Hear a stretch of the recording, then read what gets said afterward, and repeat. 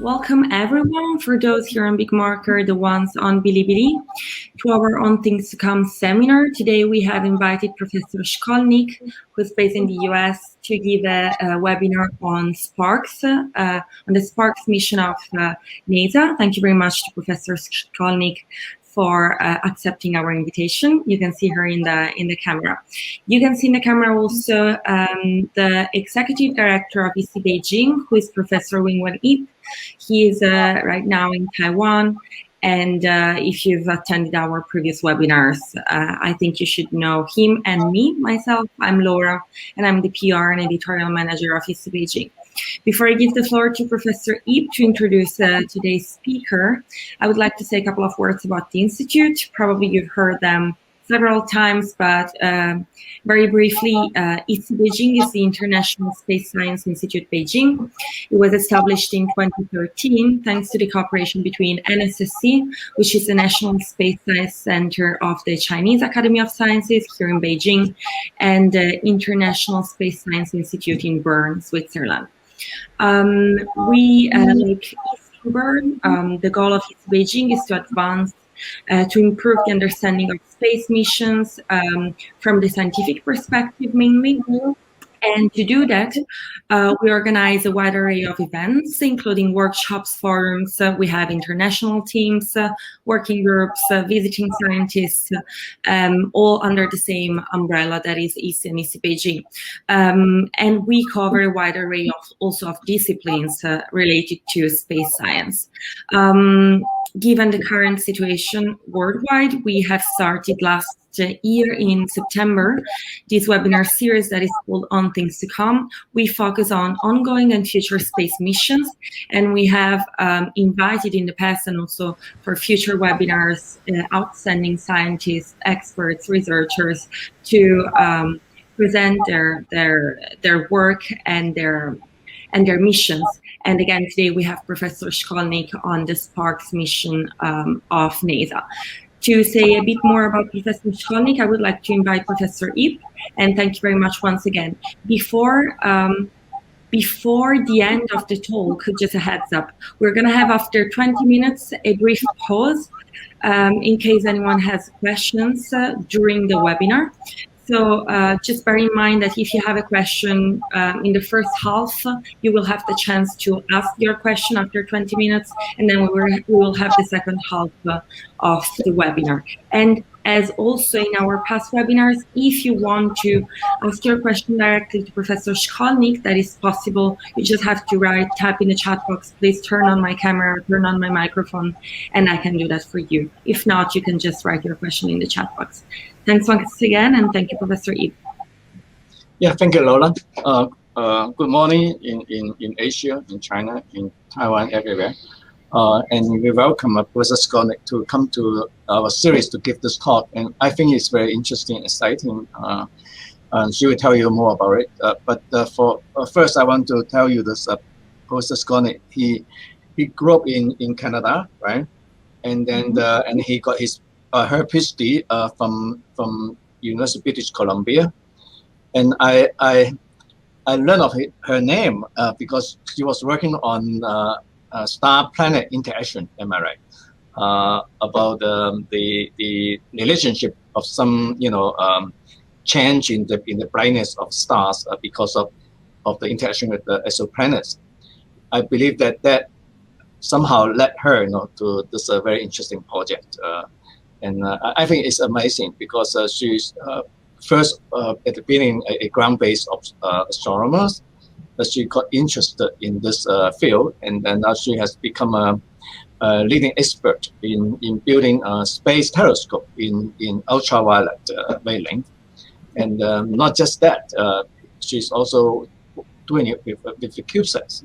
Yeah, and that's so there are two very interesting technology adding together. And she is now associate director or executive director of the Center for Interplanetary Initiative of Arizona State University, which you will hear in future another talk by the Vice President on the Psyche mission. And so there are lots of very interesting things happening in Phoenix, I would say. Okay.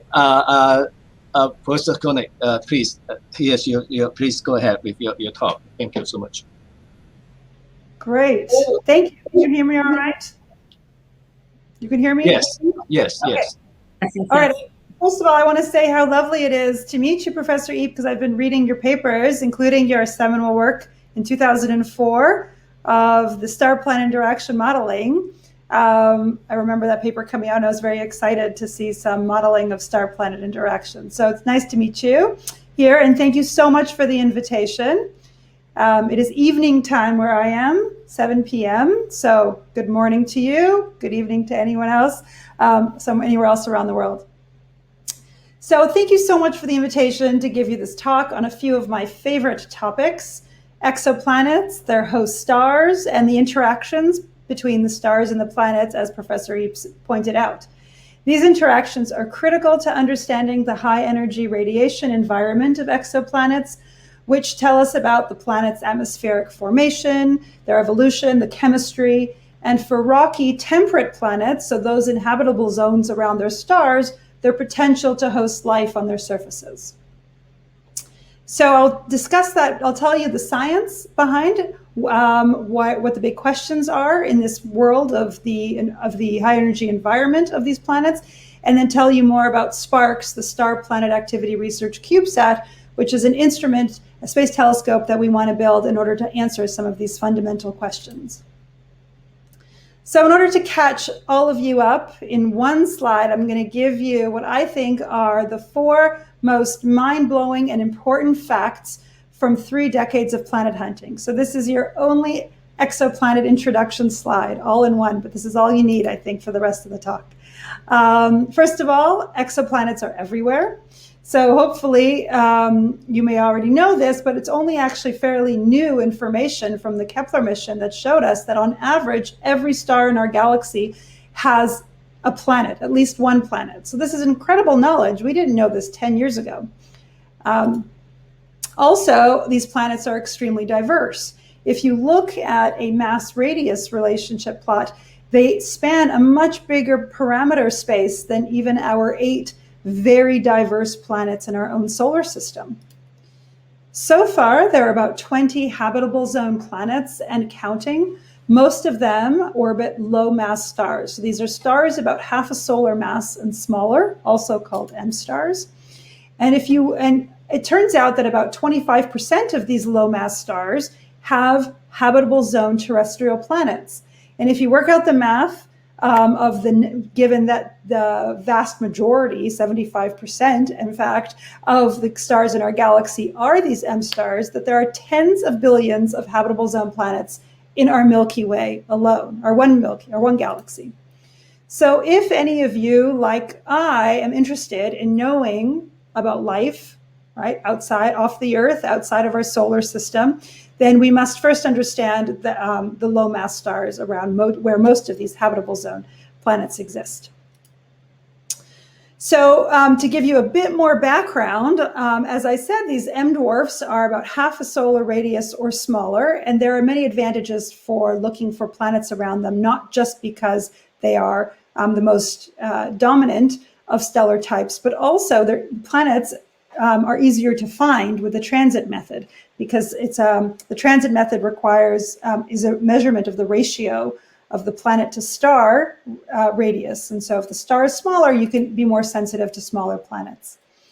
Another thing to note about these low mass stars is that they span a wide range of luminosities. Here I'm showing you the luminosity on the y-axis against mass.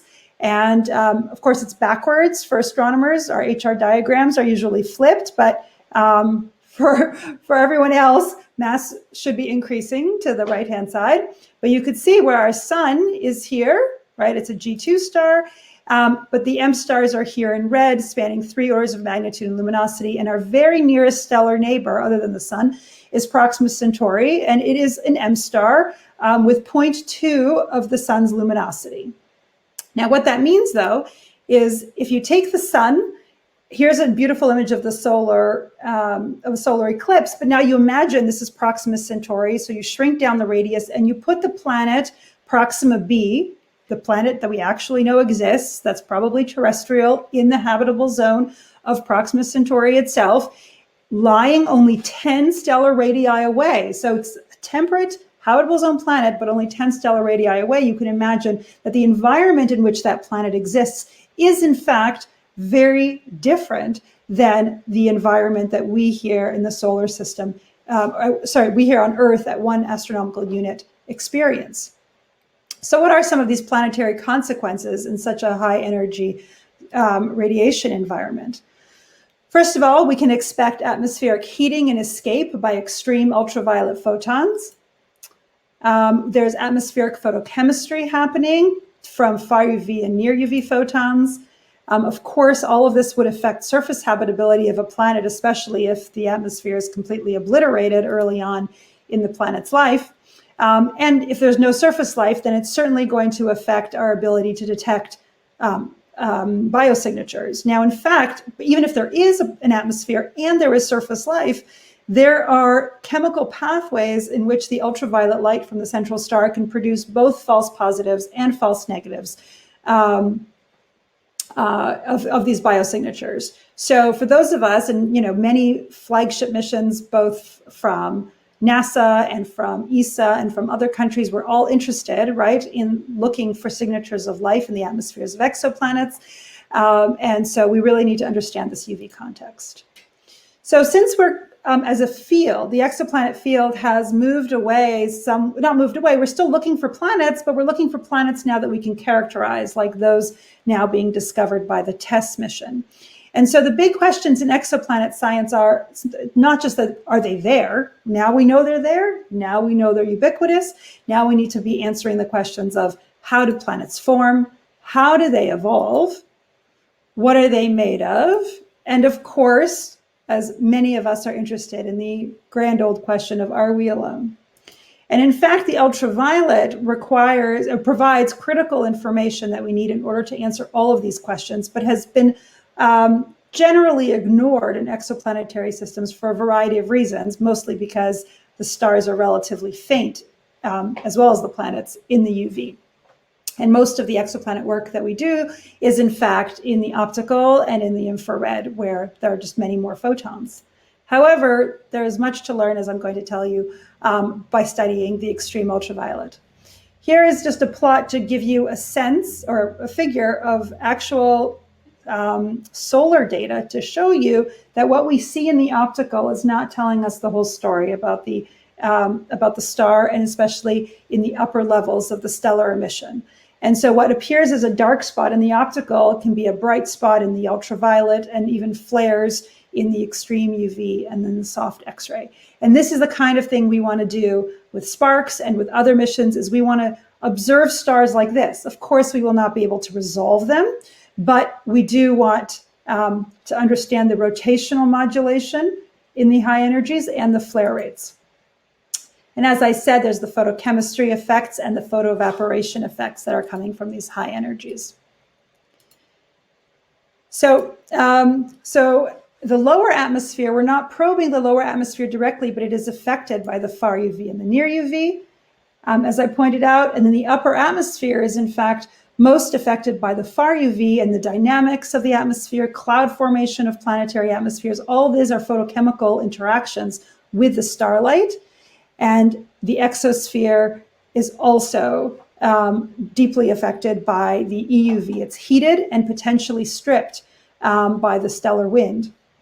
And so this is just yet another picture I want you to keep in mind about the importance of the interaction and how exoplanets do not live in isolation. We must understand what their stars are doing.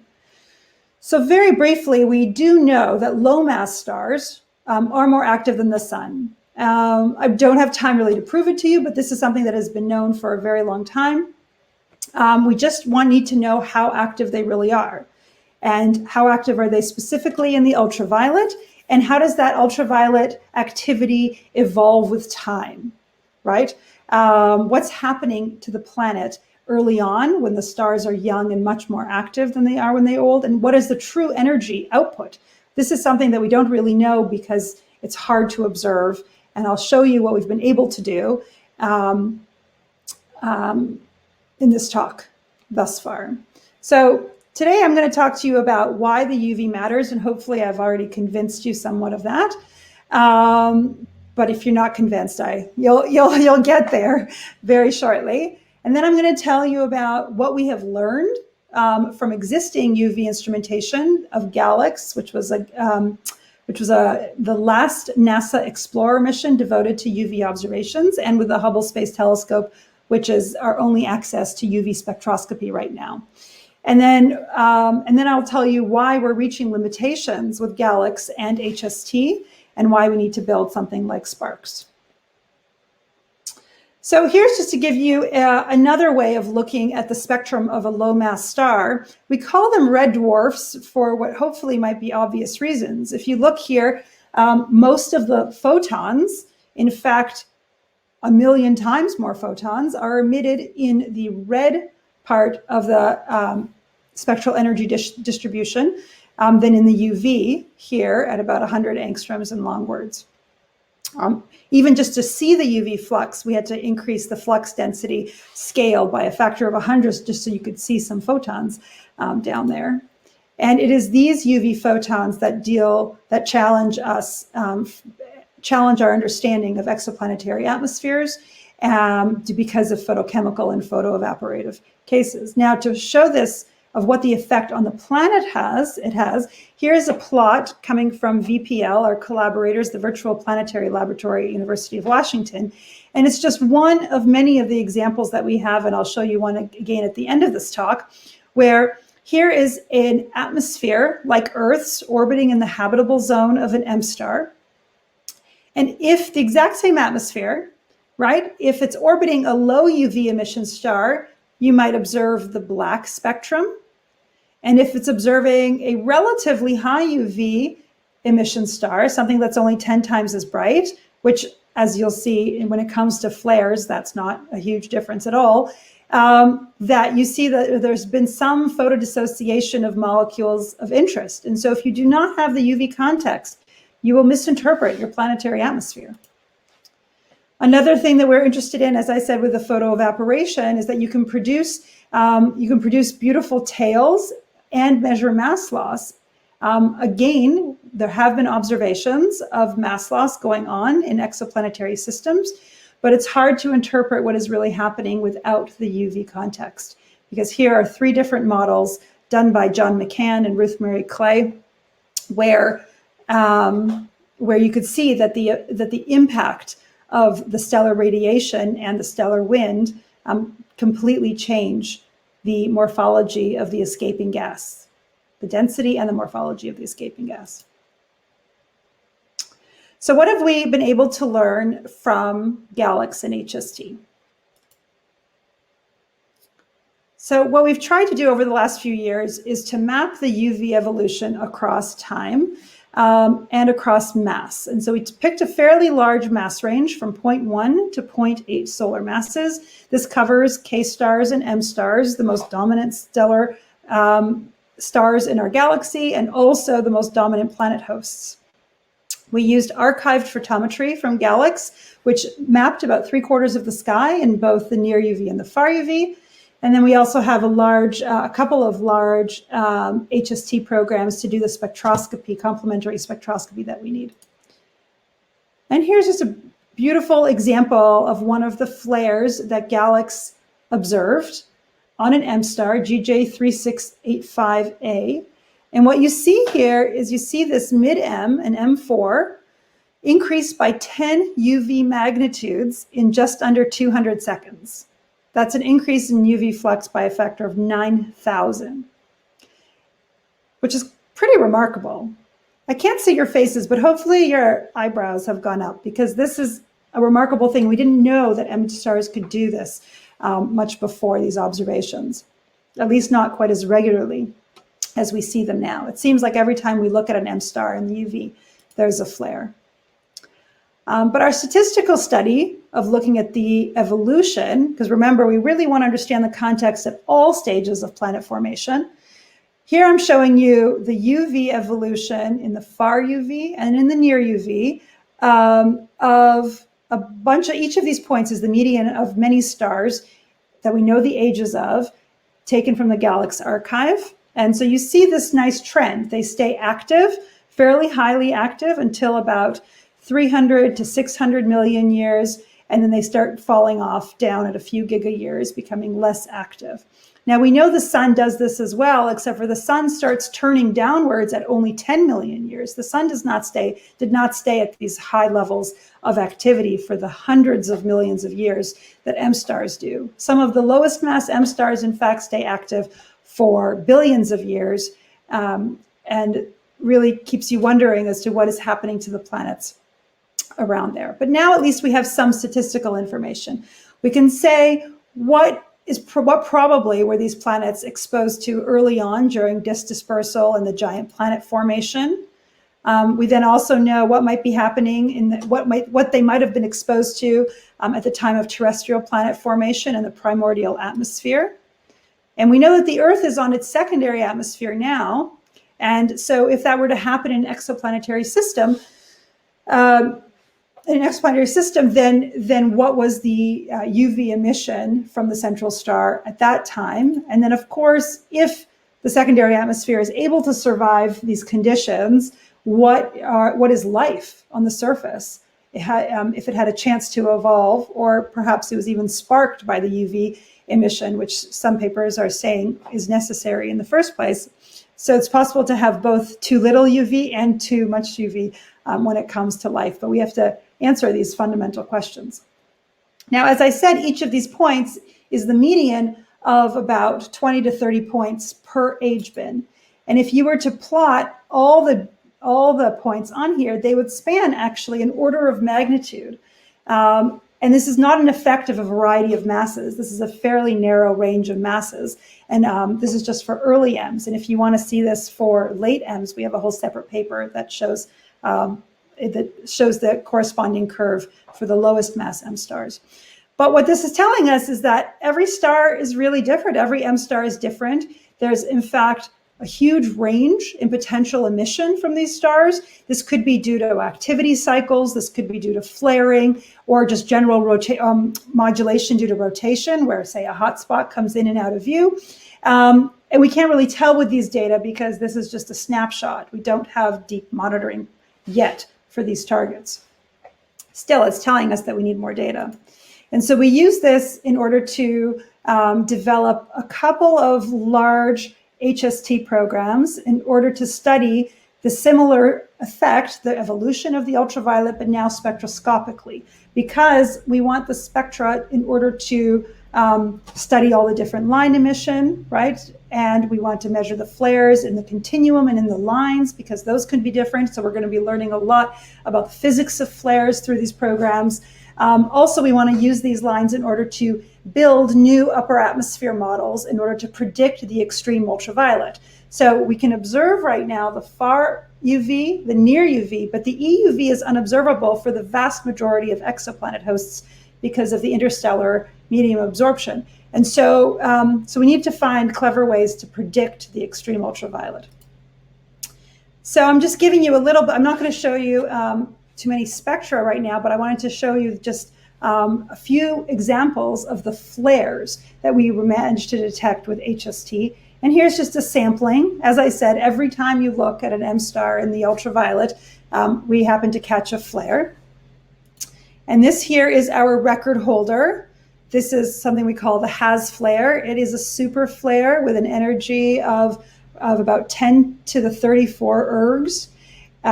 It is like the Galax flare, lasted for only 200 seconds, but grew by a factor of 200 in just the far UV.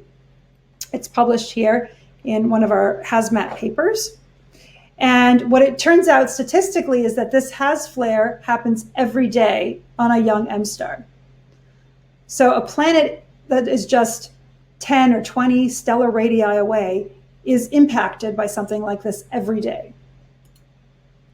Now, very recently, going back to Proxima Centauri, our favorite and nearest stellar neighbor, we just published a paper led by Meredith McGregor where we observed with the HST an increase in the far UV continuum of a factor of 14,000.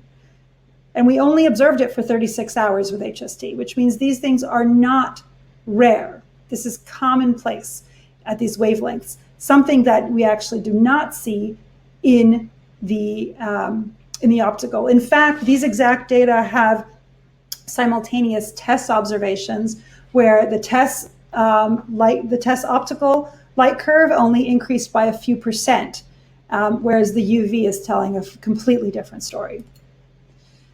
So summarizing these flares, we can put them onto a flare frequency distribution plot, where here we're plotting the energy in the far ultraviolet on the x-axis and the frequency of the flares in per days. Here it's anchored by the HAZ flare, which is currently the record holder of the strongest UV flare detected on an M star. And what you see here is that the young M stars are truly much more active, much more energetic, more vigorous flarers. I'm not sure that's a word, than the old M stars. And just to give you some context, this is where the sun-like stars would be. So very weaker flares, less frequent flares, and so on. So this HAZ flare happens at once per day, but we don't really know what's happening here. How can we extrapolate further down? Is there a natural break in the flare frequency, like in the flare energy? We cannot have infinite flare energy. So this curve must turn over at some point. But in order to do that, you need to look at stars for at least a month or cumulatively for a year in order to get the strongest and rarest flares. So I'm going to pause there for any questions you might have, talking about why the UV matters and about our observations with HST and GALEX. And then after that, I'll continue on with why we now need to build SPARCS and how we're going to do that. So maybe I'll pause now, Laura, if you have any questions. I see a couple of questions in the chat. Yes, sorry, my connection is getting wrong.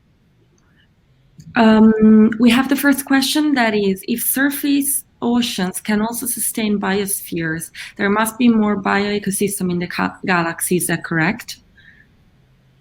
I can only assume so. I have no actual data beyond our own Earth, but I can assume that there must be, right? I mean, there's so many opportunities for life to have evolved in all different ways, and with the tens of billions of terrestrial planets, inhabitable zones in our one galaxy, then I think that's really encouraging us to go look, right? It should be there. Thank you. Is it difficult to build space UV telescopes? If not, why there has not been more of them in comparison to X-ray space telescopes? Oh, that's such a great question. When you say, is it difficult? Well, this is a great question towards the end when I'm going to talk about SPARCS and building SPARCS. It definitely has its challenges. I wouldn't say it's much harder than the X-ray. I think there have been, perhaps the community hasn't been as focused on the UV as much as we have been on X-ray. And so now that we have scientific motivation, we have, greater scientific motivation to continue building UV telescopes and realizing that we're reaching our limits with the Hubble Space Telescope, and realizing that HST will not be able to observe in the ultraviolet for many, many years to come. It really just has a few more years left with ultraviolet sensitivity. Then we absolutely have to be thinking about populating the current suite with more UV, and not just one, right? We need several UV telescopes. So I have lots more to say on that front, but maybe we'll wait till Okay. A couple of other questions. Are the atmospheres of Venus and Mars also secondary? Where did they come from? What were their primary atmospheres like? Primary, I guess, original. Yeah, that's a really good question. I would assume they're probably also on their secondary atmospheres. And I mean, Mars certainly has volcanoes, not active now, but they were active in the past. So probably similar to Earth from outgassing. And I'm not quite sure about Venus myself. But now with the new missions going there, I'm sure we'll find much more out about that. Next question. So it seems that flares are the target of your interest. Can just be observed under another optical light where it's easier to be done? Yes, that's a great question. And yes, we've been doing, and Professor Eep was just telling me before this that he and his student were also looking at flares in optical light using the Kepler space mission. And certainly Kepler and TESS and lots of ground-based programs are able to get flares and monitoring programs. However, the optical is clearly not tracing the same physical processes exactly, because as I pointed out with the Proxima Centauri flare, where we have we have simultaneous observations between the optical and the infrared. And what appears to be a few % increase in a flare in TESS data is a factor of 14,000 in the ultraviolet. So there's definitely a disconnect between the two.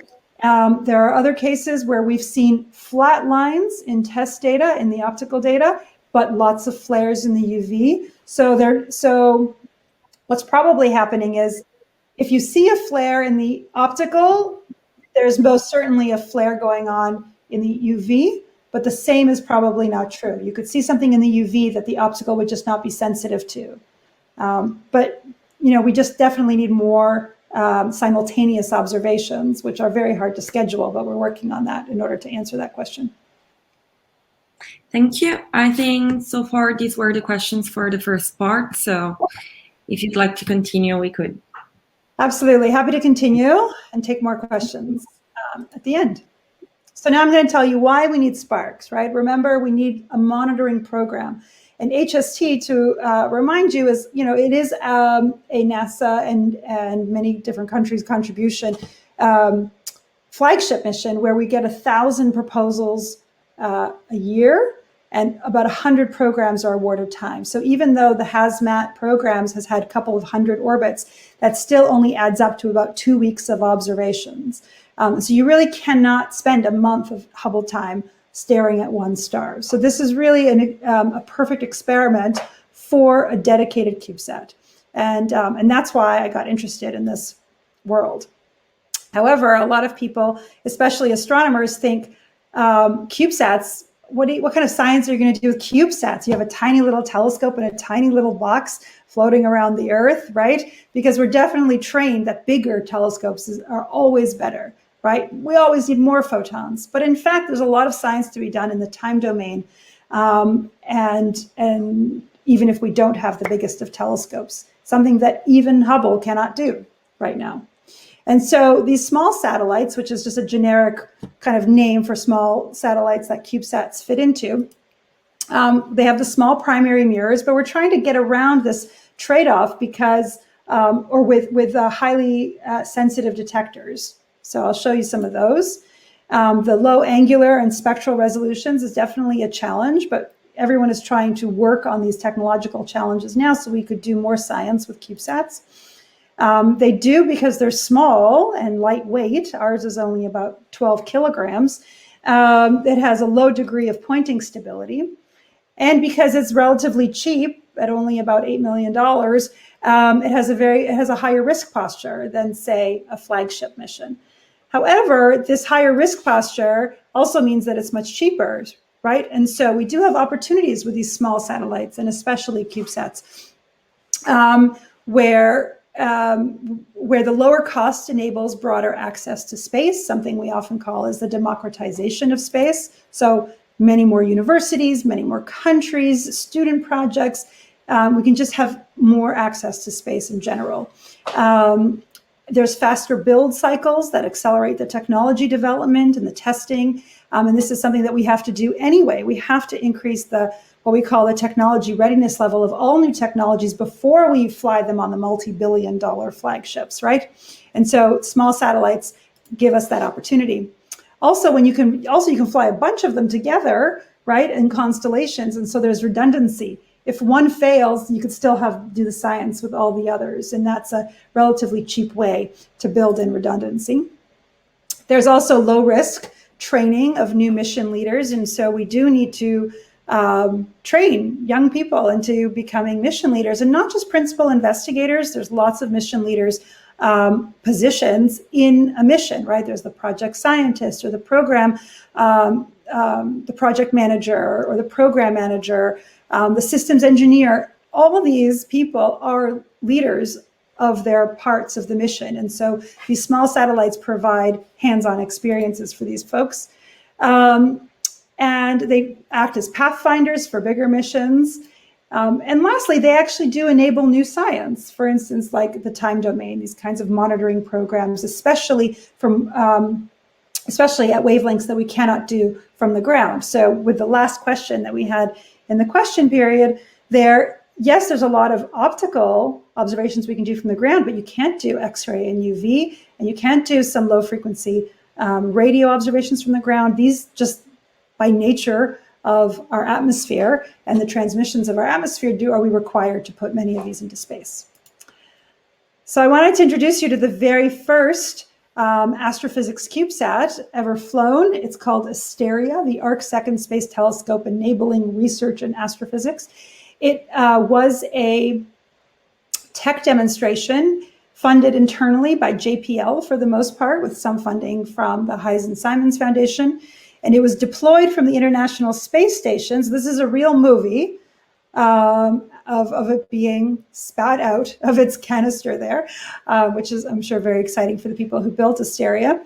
And it lasted for 2 years and demonstrated the technology beautifully. It was supposed to demonstrate, and it did, thermal stability and pointing stability, but in fact also managed to do some science.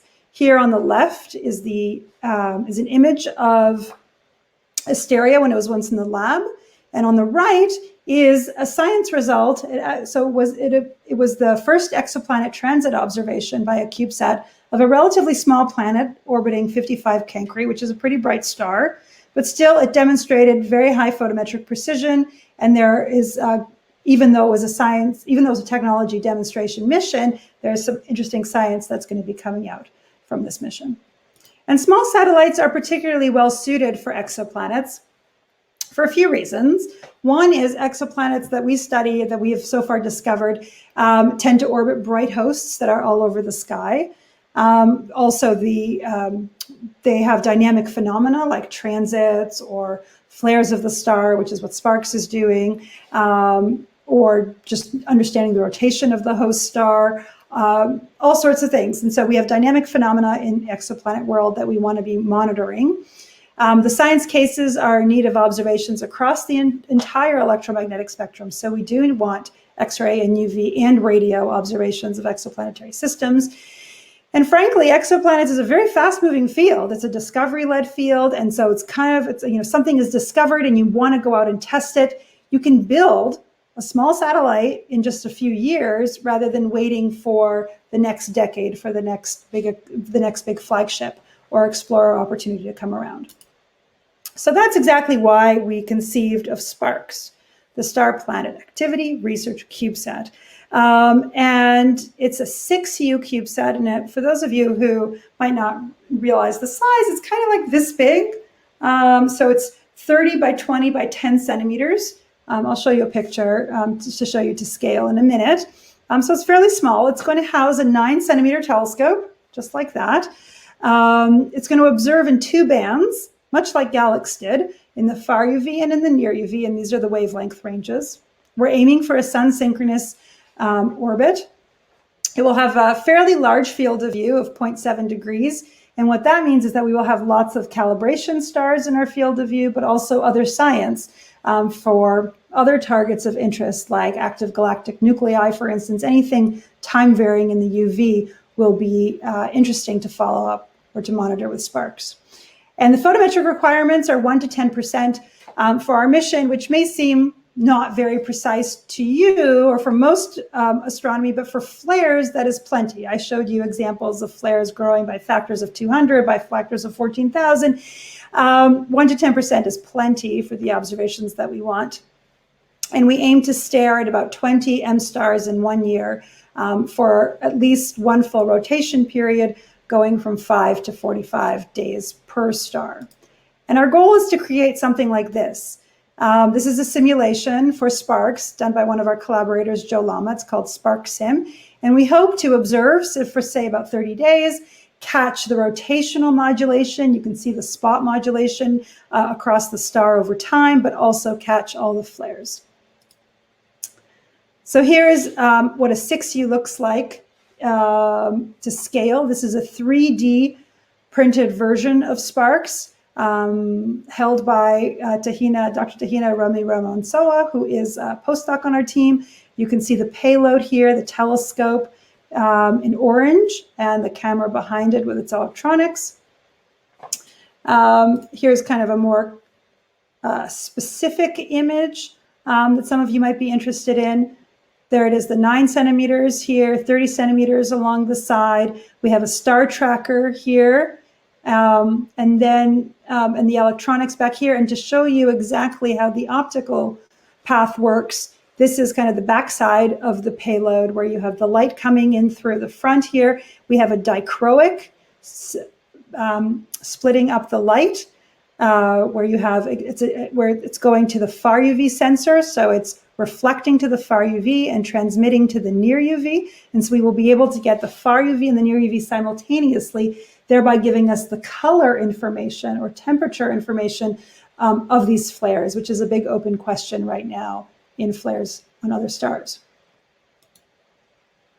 And I'm so happy to report that our telescope, this is the real thing.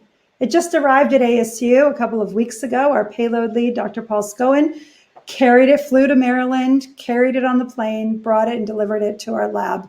So that's very exciting to have that here in-house now. And to give you a sense of both scale and size and cost, these are in US dollars, but the GALEX cost NASA about $200 million and SPARCS will cost about $8 million.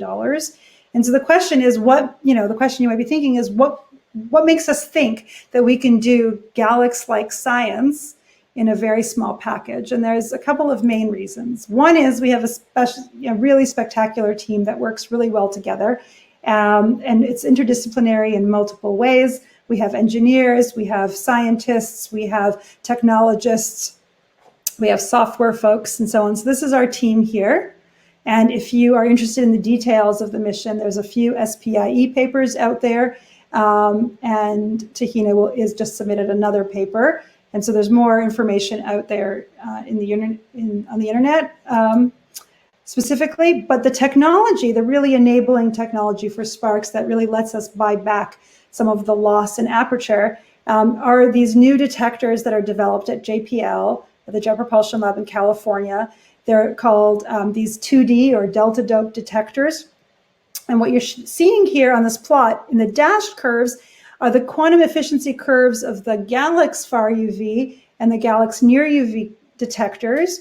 And then over top in color is the SPARCS far UV filter throughput and the SPARCS NUV filter throughput in red. And we're really gaining in sensitivity about a factor of 5 to 7 compared to the old detectors flown in GALEX. So this is really what's enabling the SPARCS mission.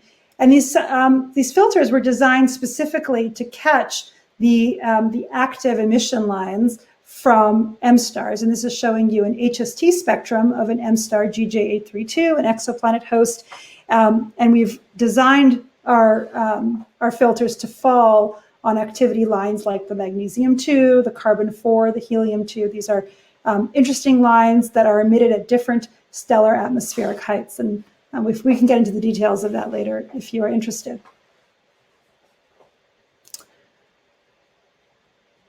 So as I said, SPARCS will be able to do something that we cannot do with HST, and that is stare for a long time.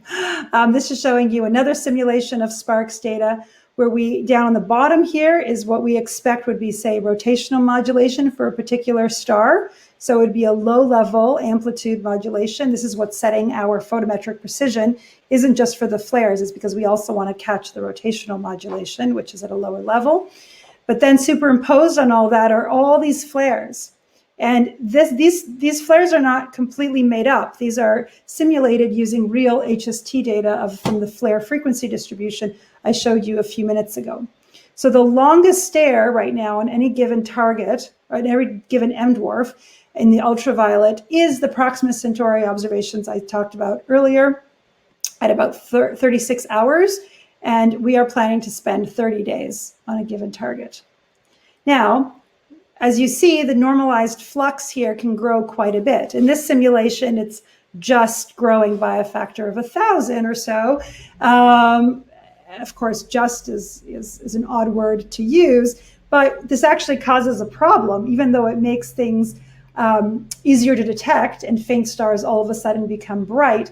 It does cause a dynamic range challenge for our detectors, which would then saturate if a star really blew up by a factor of 14,000 or 20,000, we would saturate our detector and miss the flare, and we don't want to do that. So our very clever postdoc, Tahina Ramiransoa, has developed a dynamic image exposure control. So this is onboard software that's going to exist on SPARCS, and it will automatically and autonomously be able to detect when a flare comes and immediately shrink down the exposure time. So I'm showing you kind of an idealized flare situation here at the top where it would grow. We would have, say, long exposure times, say of a few hundred seconds, but then as soon as a flare is detected, it would shrink the exposure time to something very short, depending on the amplitude, and then dynamically and autonomously change the exposure time to match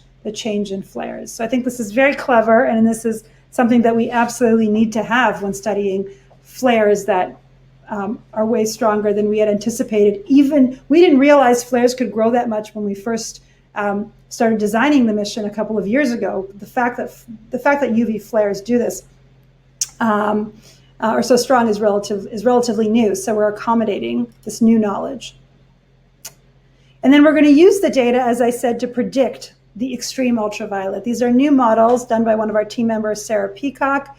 And if anyone who's listening is interested in looking at these new models, they're all archived at the Space Telescope Science Institute.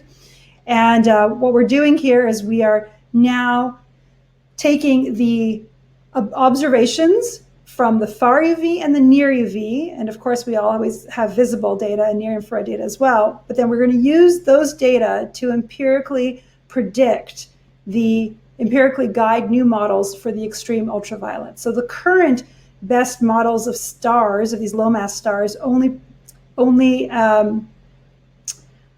the photosphere, which is shown here in red. And as you can see, it completely underpredicts the UV by many orders of magnitude. So we really need to be able to predict new stellar models based on the data. And then once we have the stellar models, we can apply those models to the planet photochemical models or photoevaporative models. This one I'm showing you is a photochemistry calculation done on an Earth-like planet, again from our collaborators at the Virtual Planet Laboratory, but now a different demonstration, now using actual information from our HAZMAT program. And here what I'm showing you is reflectance spectra of an Earth-like planet orbiting an M star. Here as an example, we use GJ876. But at different ages, so different UV emission. And as I showed you before, right, we have the star changes dramatically by orders of magnitude from its youth until it's quite old, which is usually when we're observing it. And look at this feature here. Do you see this ozone feature? This ozone feature is one of the top biosignatures we'll be looking for with missions like LUVOIR or HABX or other missions that might be planned, that are in planning. So everyone is interested in detecting this feature, but it's dramatically affected by the UV environment of the planet. And you can see the same is true here in this zoom in. The methane, the water is affected by the star. So these are more models coming out, and Evan Davis, a student on the project, is writing up the paper on this now. So in case you're wondering what SPARCS targets actually are, they're going to be, right now we are funded for a 1-year mission. So we plan to look at 20 young and old low mass stars, M stars. We'll be looking at young stars with disks that are probably forming planets as we speak, as well as old stars that have known transiting planets, and then a few in between as well. We do plan to, once we have the schedule, we know when we are launching and we have the schedule of observations, we plan to have a website posted with our precise schedule so that people can then use whatever facilities they have access to say do simultaneous optical observations, spectroscopically, photometrically, maybe radio observations. I think it would be really exciting to catch UV flares with simultaneous radio observations. And so we're hoping to have a nice large campaign where everyone who wants to can participate. So to conclude, let me summarize the idea of the whole SPARCS missions and what we're going to do scientifically. We want to fly SPARCS, so we still are about 2 years away from completing the build of SPARCS. So we're aiming to launch in 2023 and start our 1-year mission then. But once we've started that, we're going to measure the UV light curves, so stellar UV flux as a function of time for these 20 targets and hopefully more if it lasts longer. And we're funded to do so. And we're going to use those to build new stellar models across the entire wavelength range that we need, from EUV, extreme ultraviolet, all the way to the infrared. And then we can irradiate model atmospheres with actual more accurate information on the star of the planets of interest. And then we can take, say, as an example, take JWST spectroscopy of a transiting, say, temperate planet, which we all hope JWST will get to do, and then figure out what really are we detecting there based on the UV context. And it's not just of JWST. The ground-based extremely large telescopes will also give us some planet information in optical and infrared wavelengths that we will also need the UV in order to interpret. And this is true for all sorts of planets, but perhaps are especially interesting for those in which we'll be looking for biosignatures. So to conclude, I think we're very much looking forward to completing SPARCS, to launching SPARCS, and to building this train of science for us, for all the people interested in exoplanet atmospheres, for all the people looking for biosignatures, and so on. So thank you very much. That is all I have. Thank you very much, Professor Shkolnik. I see Professor Ip is also back. We have now the question and answers session. So everyone, if you have any questions, now it's time. We have 3 actually already. The first one says, will SPARCS do transit observations of hot Jupiters to look for extended atmospheric corona? That's a good question. The answer is that is not in the plan. We're not designing the mission to do that.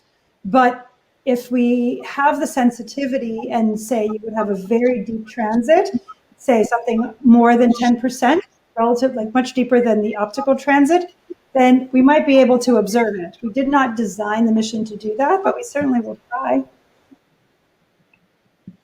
Thank you very much. Following question is, can SPARCS determine the time evolution of flare temperatures, and what is the cadence? Oh, it's a very good question. Yes, that is exactly one of our goals, and the main reason why we have developed the onboard autonomous dynamic exposure control for exactly that reason.